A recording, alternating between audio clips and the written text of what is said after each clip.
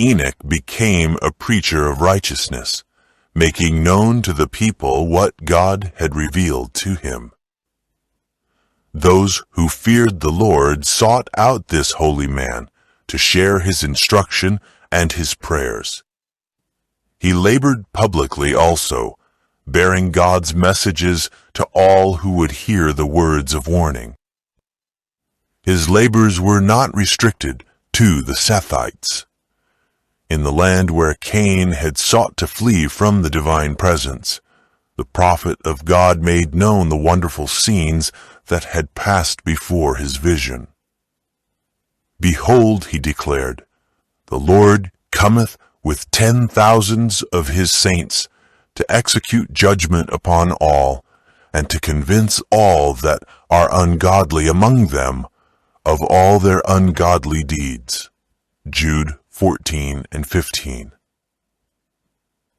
He was a fearless reprover of sin.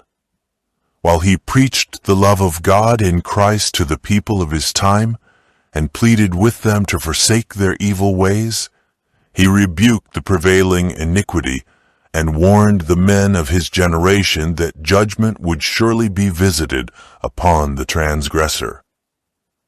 It was the Spirit of Christ that spoke through Enoch. That Spirit is manifested not alone in utterances of love, compassion, and entreaty. It is not smooth things only that are spoken by holy men.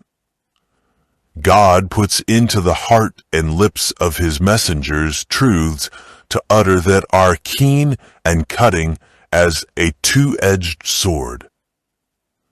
The power of God that wrought with his servant was felt by those who heard.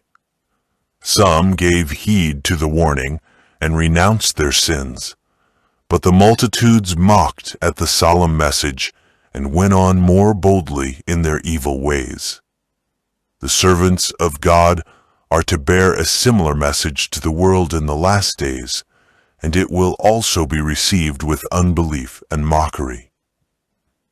The antediluvian world rejected the warning words of him who walked with God.